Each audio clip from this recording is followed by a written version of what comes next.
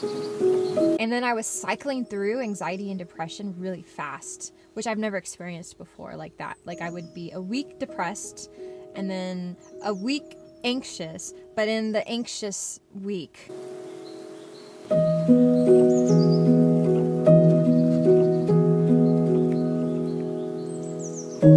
Been drinking a lot of coffee so that I can film this. Before I get started, I should introduce myself, so I'm going to do that right now. My name is Amanda Barb. This is my channel that you are watching. I talk about faith and mental health, and this video is actually another episode of my mental health journey, and we're getting into some really hard stuff for me to share.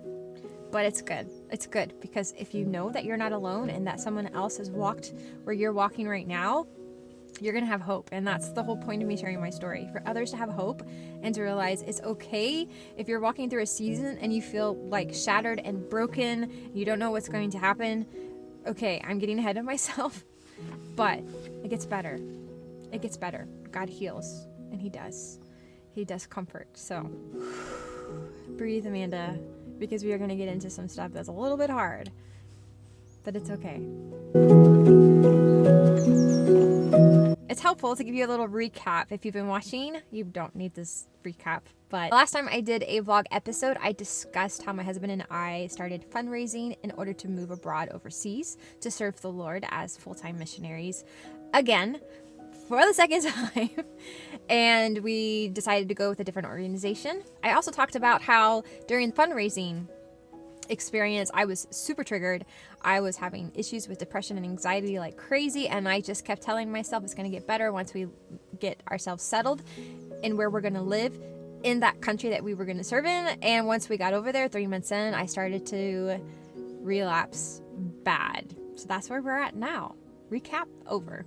Getting into the hard stuff, so I'm going to take a sip of my coffee to like calm down, which doesn't help, but it'll help my brain to move forward.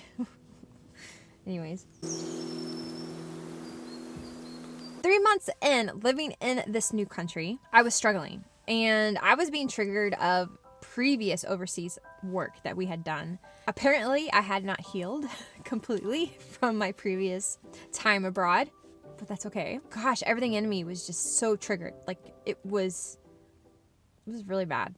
It was really bad. This is actually vlog 18. Don't worry about it if this is the first time you're watching my channel and this is the episode that you're starting, because it doesn't matter. You can watch vlog 7, you can watch vlog 10 and 18, and it's still gonna bless your socks off. That sounds a little arrogant. It's gonna bless your socks off because I'm praying that it does, that it encourages you and blesses you in an amazing way.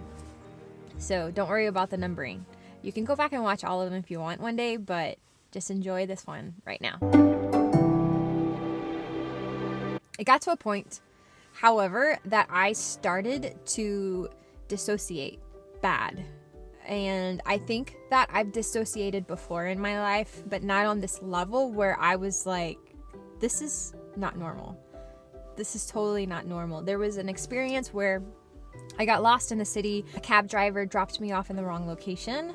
I mean, it happens. And I didn't know the language yet. I just dissociated because I was afraid. And I didn't know how to get back home because the word that I shared with the taxi driver didn't take me to the right place. So I thought, will another taxi driver know what I'm talking about? Or are they just gonna look at me, laugh at me? I just started walking around in this part of town that I've never been in before, and I was literally telling God, I cannot make a decision right now. Like, I'm outside of my head. It was weird. If you know about dissociating, if you know anything of that, there's people that have this disorder, and I feel for them. They have it all the time, bless their hearts. I could not function. Like, I could, my frontal lobe was not functioning, and I didn't know what I was doing. So I was like wandering around, just walking. I thought, I'm just gonna keep walking and I'll figure it out as I walk. I did call my husband, and he was in an appointment with somebody else.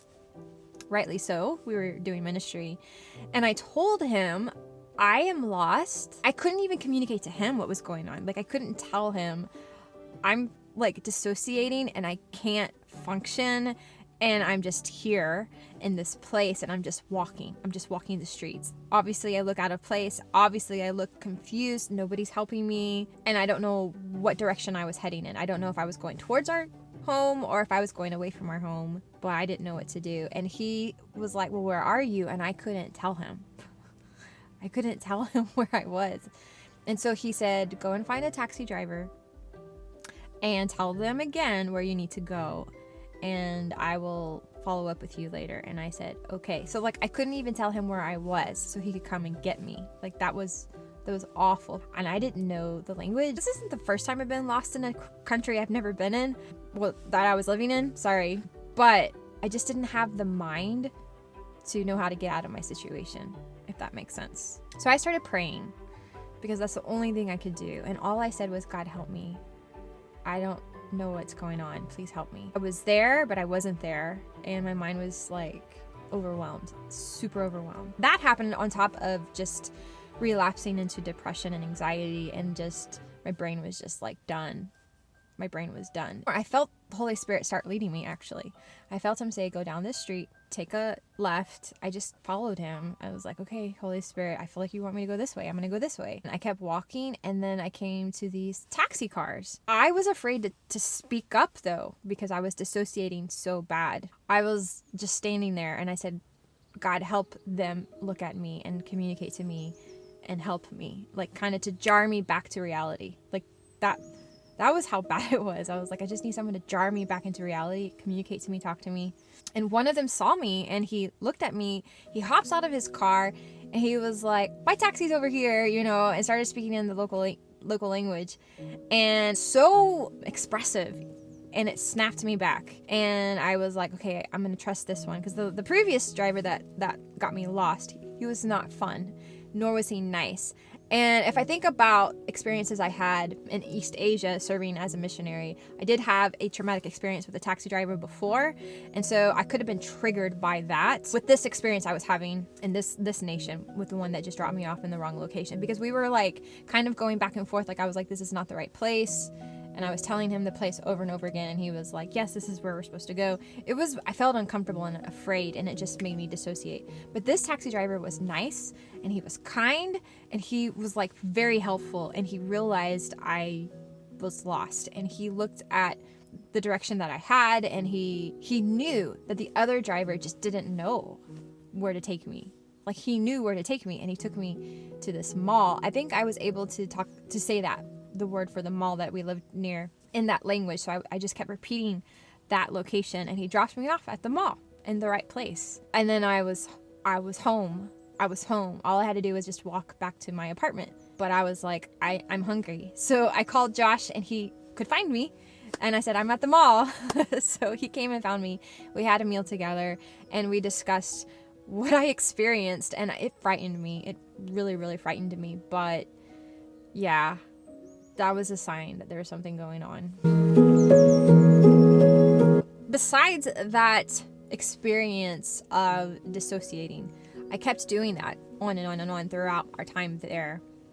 Every time we would go, do something, sometimes I would dissociate, and I would have to touch myself to bring myself back. My brain just couldn't handle the stress. It was trying to protect me.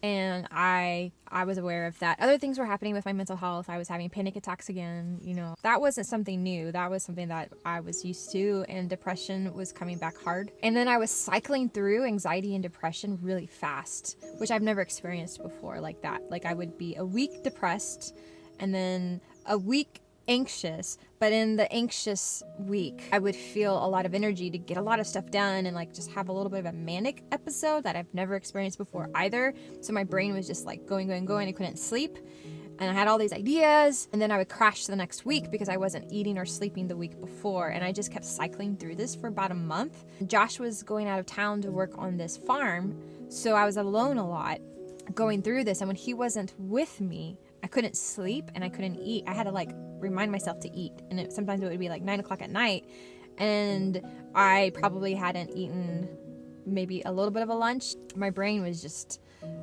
not working well because of the stress of being in a new environment and not completely healed, being triggered of our previous time of being abroad. During that time when I was in East Asia with my husband, I had burnout so bad. So my brain was afraid that I was just harming myself again.